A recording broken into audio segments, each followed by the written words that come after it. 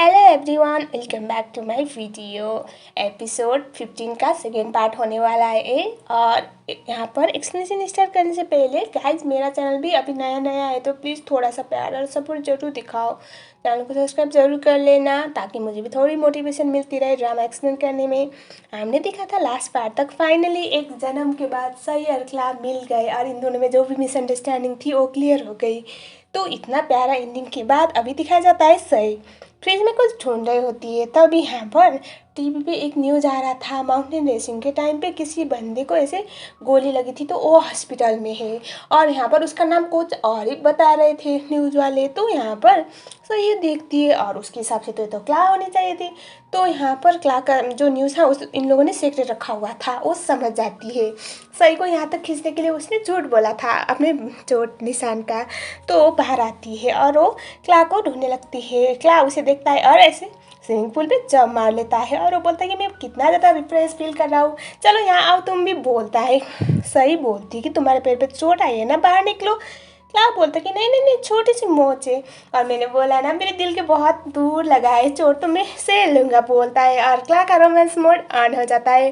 वो सही को भी पानी में खींच लेता है। सही बोलते हैं कि तुमने मुझे फिर से झूठ बोला है ना।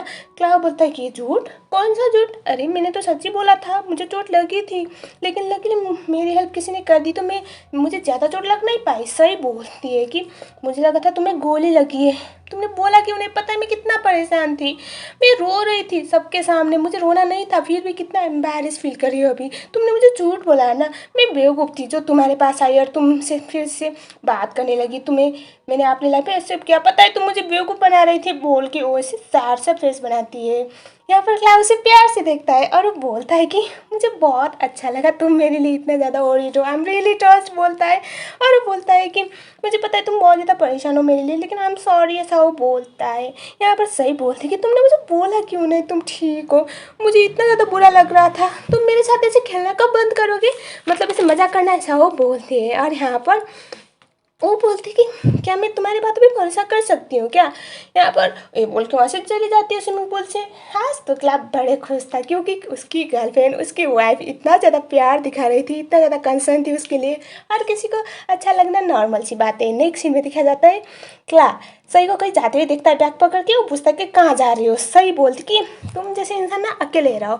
और यहाँ पर वो बोलती कि पहले क्लारी गई थी, अब मैं जा रही हूँ, तुम ना यही डिजर्व करते हो, मैं यहाँ पर एक सेकंड भी रह नहीं सकती। बोल के वहाँ से जाने लगती है और बोलती कि मैं ना पागल थी, तुम्हारे झूठ और सच को ना मैं पहचान नहीं पाई। क्या उसके पीछे पीछे जा रहा होता है। और यहाँ पर वो बोलती है कि प्रॉब्लम ये है कि मैं हमेशा तुम ना मुझे बेवकूफ़ बना देती हो और मैं ना हमेशा फंस जाती हूँ। यहाँ पर क्ला बोलता है कि देखो यार, मुझे नहीं पता था ये सच है या फिर झूठ, लेकिन तुम मेरे पास आई मुझे अच्छा लगा। और उसके बाद क्ला उसका हाथ पकड़ता है और वो बोलता है कि तुम जब स्ट्रेंजर थी, मतलब हम दोनों एक दूसरे को नहीं जानते थे ना वो फर्स्ट टाइम, तो इतने नखरे तो तब भी नहीं कर रही थी जितने अभी कर रही हो। बोलता है और उसके बाद यहाँ पर वो बोलता है कि हम दोनों एक दूसरे को ऑलरेडी जानते हैं ना।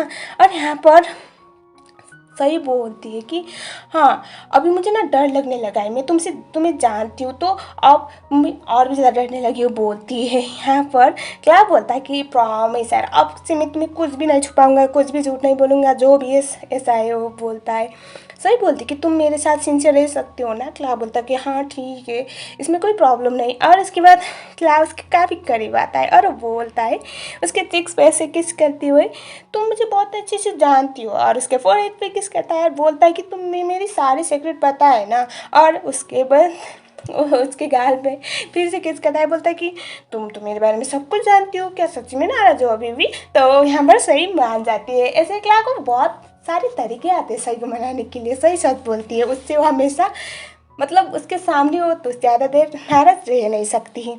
हमें दिखा जाता है रात को ये दोनों साथ में थे कुछ सेकंड तक, बच्चों के बारे में बात करते हैं। मतलब जो मरा ना, देखो कुछ भी हो, सही और क्ला तो बच्चे की वजह से एक दूसरे के पास आए थे ना पहले, तो जो हुआ फर्स्ट नाइट में, उसके बाद तो उसके बारे में बात करते हैं। और उसके बाद क्ला उसे रिंग पहनाता है और सब कुछ ठीक ही चल रहा था। नेक्स्ट डे दिखाया जाता है अंकल जी अब तो काफ़ी अकेले हो गए। पहले तो आपने प्रोम्प्ट और उसकी फैमिली को भगा दिया और सैनसन को भी भगा दिया, सही को भी बहुत भला बुरा कह के भगा दिया, तो वो बहुत ज़्यादा गुस्से में थे, मतलब खुद ही गुस्से में, खुद ही प्रॉब्लम क्रिएट करता है ये आदमी, खुद ही गुस्सा हो जाता है, मैं क्या बोलूँ।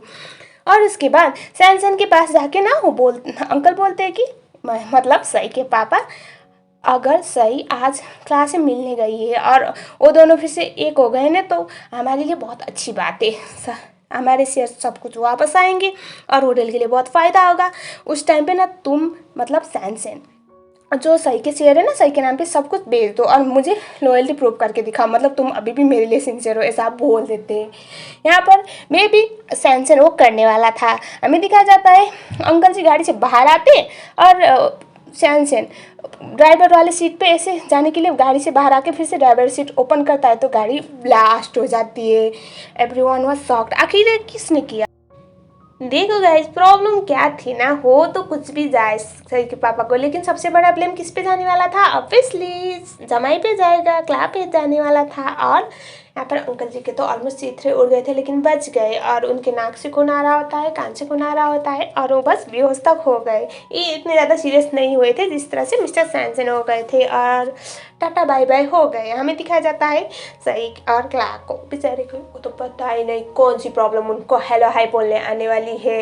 यहाँ इन दोनों रोमांटिक मोमेंट चल रहा होता है, तभी कॉल आता है। क्ला आके फ़ोन देखता है तो वहाँ पर तो ट्रेंडिंग न्यूज़ पे था कि former minister mister scene blast पे ऑलमोस्ट टपकने वाले थे। सही परेशान होकर बोलते कि मैं ऊपर चेंज करके आती हूँ, हॉस्पिटल जाना होगा। यहाँ पर केम आता है क्ला के पास और बोलता है कि तुम्हें पता है कितनी अच्छी बात हो गई, ऑलमोस्ट गया था, अच्छा हुआ। जैसे वो दो को परेशान करता है ना, उसके साथ अच्छा ही हुआ वो बोलता है, लेकिन उसे थोड़ी पता था यहाँ पर सही है और सही इनकी बातें सुन लेती है। कौन सी बेटी को अपने पापा के बारे में ऐसी चीज़ें अच्छा लगेगा। तो यहाँ पर क्ला बोल रहा था मैं तुम्हारे साथ जाऊँगा, लेकिन सही बोलती कि कोई बात नहीं, तुम्हें अच्छा लग रहा है तुम यहीं पर रहो, आई डोंट थिंक तुम्हें हॉस्पिटल पे जाना चाहिए। और यहाँ से इन दोनों में प्रॉब्लम शुरू हो गई।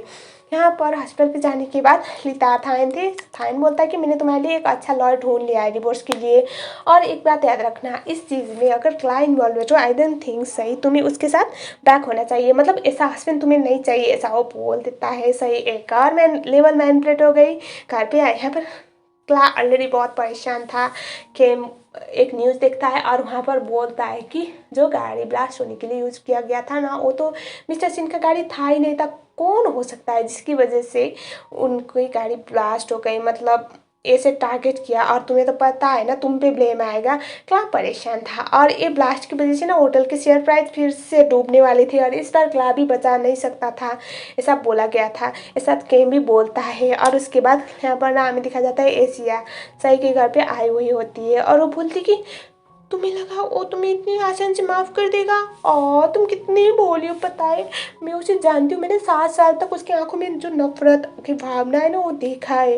वो इतनी आसान से किसी को माफ़ नहीं कर सकता, और स्पेशली तुम जिसकी वजह से उसकी पूरी लाइफ बर्बाद हो गई, उसकी बहन के साथ इतना कुछ हुआ, उसके पापा के साथ इतना कुछ हुआ, उसने तो तुम्हारे वेडिंग भी स्पॉइल कर दिया, तुम्हारी फियांसी के साथ ब्रेकअप करवा दिया, तुम्हारे होटल के शेयर्स ले लिए। ओ माय गॉड, कैसे उसने बदला ले लिया है, मैं तो सोच भी नहीं सकती। मतलब ऐसा दिखाती है कि मैं बहुत बेचारी हूँ, मतलब बहुत ओरिजिनल देख के ऐसा बोल के ना सारे चीज़ों के लिए क्ला को ब्लेम करती है, और बोलती है कि तुम्हारे पापा के साथ जो हुआ है ना मुझे बुरा लगा, मुझे लगा नहीं था क्ला ऐसा करेगा, और वो वहाँ से चली जाती है।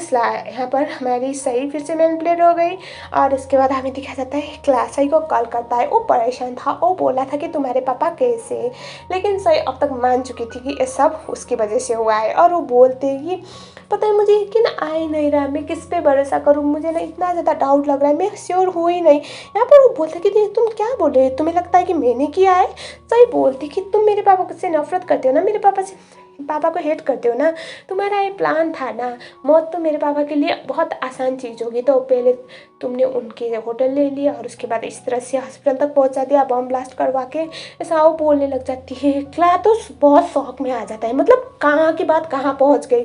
और इसके बाद यहाँ पर वो बोलता है कि हाँ मैं मानता हूँ कि मैं तुम्हारे पापा से बदला ज़रूर लेना चाहता था, लेकिन मेरी इतनी हिम्मत नहीं कि मैं तुम दोनों के साथ ऐसा कुछ करूँ, तुम्हें लगता है मैंने ऐसा किया है। सही बोलती कि मुझे समझ में आ ही नहीं रहा है कि मैं क्या करूँ, आई डोंट थिंक हमारा वर्कआउट करेगा। यहाँ पर क्ला बोल रहा था कि तुम भूलो मत, इन सब का ब्लेम ना सबसे पहले मुझ पर ही आने वाला है। सही बोलते कि मेरी मॉम ने बोली थी लास्ट टाइम, अगर आप किसी को प्यार करती हो और उसके साथ ना अच्छा ना जाए तो उससे ब्रेकअप करना ही अच्छा है, क्योंकि हो सकता है उन दोनों का साथ रहना लिखा ही ना हो, तो मैं भी हम दोनों का साथ रहना कभी लिखा ही ना हो। और वो बोल के ब्रेकअप बोल देती है, लेट्स ब्रेकअप, और वो फ़ोन रख देती है।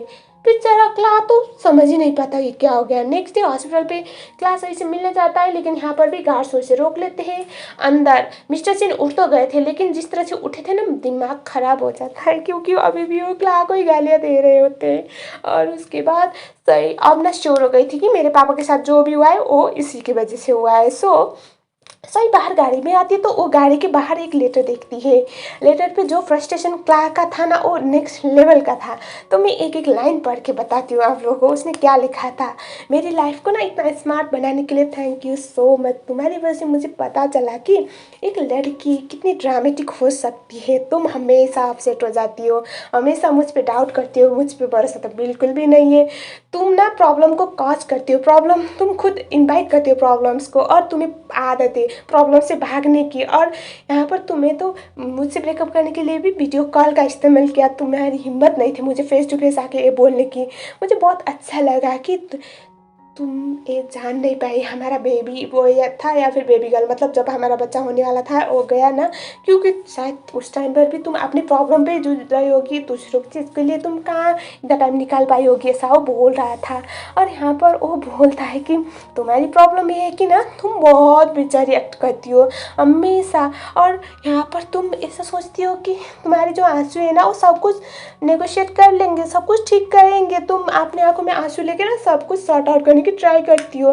बंद करो ये बेचारी होना, बेचारी एक्ट करना, क्योंकि वो अब इरिटेट लगने लगता है। और ये मत सोचो कि दुनिया में सब सिर्फ तुम ही विक्टिम हो, दूसरे लोग भी विक्टिम है। और यहाँ पर ना सब चीज़ को ब्लेम करना बंद करो। और एक बात याद रखना कि अपने डैड के एक्सक्यूज़ लेके सब चीज़ के लिए ब्लेम करना मुझे बंद करो, ये पहली बार नहीं है। और एक बात याद रखना, तुम्हारे पापा इस बार ज़रूर विक्टिम है, लेकिन इसका मतलब ये नहीं तुम्हारे पापा कोई सही इंसान है।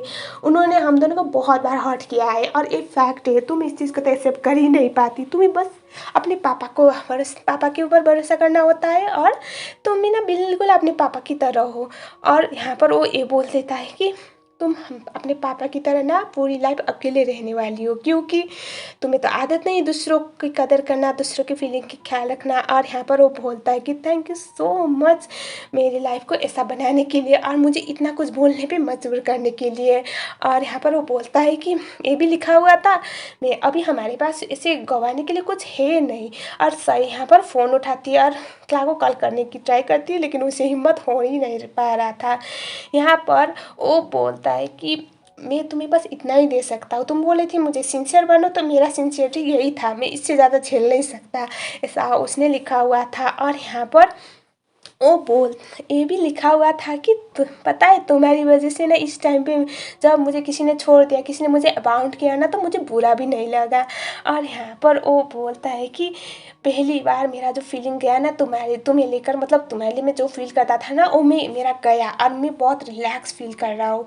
और यहाँ पर वो ये सब भी लिखा हुआ था उसने, जब भी मैं अच्छा बनने का ट्राई करता हूँ लेकिन ये दुनिया मुझे ना बहुत ख़राब बनने पे मजबूर करती है। और यहाँ पर वो ये भी लिखा हुआ था तुम देखोगे किसी दिन ना कोई बहुत बुरी तरह से तबाह हो जाएगा, और उस दिन तुम उसको सही कर नहीं पाओगे, ऐसा लिखा हुआ था। सही तो कुछ समझ नहीं पाती, लेकिन ये ब्रेकअप लेटर काफ़ी सिंसियर था, मतलब बहुत straightforward. Next scene garage पे दिखाया जाता है। क्लोई बहुत गुस्से में थी, क्योंकि क्ला को फिर से पुलिस अरेस्ट करने वाली थी सई के पापा के एक्सीडेंट में सबसे प्राइम सस्पेक्ट मान के। और वो बहुत गुस्से में थी क्लोई, क्योंकि सई को इस टाइम पे एलिबी बनना चाहिए था। एलिबी मतलब वो होता है अगर कोई क्राइम हुआ है और जो सस्पेक्ट है ना वो मेरे साथ था ऐसा बोलने वाला कोई हो ना, तो उसको एलिबी बोला जाता है। तो सही बनी नहीं थी ना, इसी वजह से वो गुस्से में थी। सही आके बोलते कि ठीक है मैं इसके एलिबी बनूंगी, लेकिन इसके बदले में तुम्हें मुझे डिवोर्स देना चाहिए, ऐसा बोल देती है सही क्ला को। क्ला बोलता है कि इससे क्या मतलब है, तब यहाँ पर वो बोलती है कि अगर तुम इस केस से बाहर रहना चाहते हो तो ठीक है, मुझे डिवोर्स दे दो। क्लारा बोलता है कि तुम्हें अच्छी तरह से पता है मैंने कुछ किया नहीं, और तुम ना इस डिवोर्स को एक्सक्यूज मत लो, मतलब इस केस को डिवोर्स लेने के लिए एक्सक्यूज मत लो। यहाँ पर सही बोलती कि मुझे तो पता भी नहीं है तुम इनोसेंट हो या नहीं, मैं क्यों तुम्हें बचाऊंगी ऐसे ही। क्लारा बोलता है कि ओ इसका मतलब ये सब तुम्हारा प्लान था ना मुझसे डिवोर्स लेने के लिए, तुमने क्या अच्छा गेम खेला है, क्या प्लान बनाया है, तुम बस डिवोर्स लेने के लिए मेरे साथ थी और एलिबी बनने का जो ड्रामा कर रही हो, तुम इतना कुछ सोच सकते हो ऐसा बोल के वो बहुत गुस्से में आ जाता है। वो बोलता है कि तुम मुझे जेल में डालना चाहती थी ना, जिस तरह से लास्ट टाइम तुमने मेरे साथ किया था। और यहाँ पर वो बोलता है कि तुम मुझे अपने लाइफ से आउट करने के लिए सब कर रही हो ना, तुम तो बिल्कुल अपने पापा की कठपुतली बन रही हो, मतलब क्लोन बोलते हैं ना, बिल्कुल पापा की फोटोकॉपी बन रही हो। सही बोलती है कि अगर हम दोनों में इतना ज़्यादा डिफरेंस है, एक दूसरे पे इतना ज़्यादा डाउट है, तो ठीक है ना, क्यों इतना ज़्यादा झेलना, हम दोनों अलग हो ही जाते हैं। मैं तो बस अच्छा डील दे रही थी तुम्हें, जो जिससे हम दोनों को ही फेयर हो जाता, हम दोनों के लिए अच्छा होता, ऐसा वो बोलती है। क्लारा बहुत गुस्से में बोलता है कि तुम इसे फेयर बोल रहे हो, हाउ डे यू। सही बोलते हैं कि आप फेयर ही तो है ना, तुम क्या चाहते हो, अगर हम दोनों साथ रह नहीं सकते तो अलग होते हैं ना, अच्छा है। तुमने तो बोला था तुम्हारी फीलिंग गई है, लेटर पे तो वही लिखा हुआ था। क्लारा बोलता है कि मैं अपनी इनोसेंस को प्रूव करूँगा तुम्हारे डैड के केस में, और ना यहाँ पर ना तुम सच से भाग नहीं सकती डिवोर्स का बहाना करके। वो गुस्से में आ जाता है। सही बोलती है कि तुमने बोला था कि तुम तो कभी मेरे साथ ही ऐसे इतने सिंसियर थे नहीं, बस। क्लारा बोलता है कि तुम चाहती हो फिर से मैं पुराना वाला क्लारा बनूं, मतलब गुस्सा करने वाला, तुमसे मतलब जैसे बर्ताव करता था ना ऐसा वाला, वो गुस्से में बोलता है। और यहाँ पर सही बोलते हैं कि बस हमें डिवोर्स पेपर साइन करना है और लेट्स एंड इट, इससे ज़्यादा क्या करेंगे। मैं बस स्ट्रेट फॉरवर्ड हो रही हूँ ताकि तुम्हें भी छुटकारा मिले, मुझे भी छुटकारा मिले, और तुम जो बोल रहे थे ना बार बार मैं सच से भाग रही हूँ, उससे भी सब कुछ सॉर्ट आउट हो, और जब मैं तुम्हारी लाइफ में होंगी नहीं तो तुम्हारे लिए प्रॉब्लम भी कम होंगे ना, ऐसा वो बोलती है। यहाँ पर क्लारा बोलता है कि तुम्हारे लिए ये सब इतना ईजी है, तुमने कभी किसी चीज़ के लिए किसी को केयर किया ही नहीं है ना, मतलब कोई भी चीज़ें तुम्हें मायने रखती नहीं है ना, बोल के वो गुस्सा करता है। सही बोलती है, ऐसे लेटर दिखाती हुई कि अरे तुमने तो अपनी सिंसियरिटी इस लेटर में दिखाया था, ब्रेकअप करने के लिए इस लेटर को यूज़ किया था, तो अभी यहाँ पर मैं भी वही कर रही हूँ स्ट्रेट फॉरवर्ड। यहाँ पर क्लारा को बहुत गुस्सा आता है और वो बोलता है कि इसका मतलब जो मैं तुम्हारे लिए सिंसियर रहूँगा, मैंने बोला था वो सिंसियर तुम इससे एक्सपेक्ट कर रही हो, मैं तुम्हें डिवोर्स दे दूँ तुम्हें चाहती हो। और यहाँ पर सही थोड़ा इमोशनल हो जाती है और वो बोलती है कि ठीक है लेट्स एंड इट। यहाँ पर क्लारा बोलता है कि ओके ओके ओके, वो रोने लगती है तो बेचारा इमोशनल हो जाता है और वो बोलता है कि तुम अपने पापा को चूज करना चाहती हो, करो, आई डोंट माइंड, लेकिन इस केस में मैं अपने आप को बेगुनाह साबित करूँगा, और उसके बाद तुम मेरे साथ रहना चाहती हो या फिर मुझसे दूर जाओगी, मुझे कोई प्रॉब्लम नहीं, ऐसा वो बोल देता है। और इतना मेलो ड्रामा होने के बाद episode NCR, seriously guys in मुझे बहुत ख़राब लगा, क्योंकि स्टार्टिंग जितना प्यारा था इनमें इन दोनों में जो मिसअंडरस्टैंडिंग थी कुछ ज़्यादा ही बढ़ गई। अब इसके बाद आएगा एपिसोड नंबर 16 जो आ जाएगा और मैं कल एक्सप्लेन करूँगी। उसके बाद एक ही एपिसोड है, तो अब ऑलमोस्ट एंड होने वाला है ड्रामा, तो मुझे ज़रूर बताना आपको ये ड्रामा कैसा लग रहा है। और मुझे ठीक ही लग रहा है, मुझे इसके लीड एक्टर बहुत पसंद है, लेकिन इस एपिसोड में जिस तरह से ट्रैक चेंज हुआ है ना मुझे बहुत बुरा लग रहा था। आप लोग मुझे ज़रूर बताना, सच्ची में मुझे बहुत बुरा लग रहा था as an fan of this drama. मिलते हैं नेक्स्ट वीडियो में, तब तक के लिए थैंक्स फॉर वॉचिंग।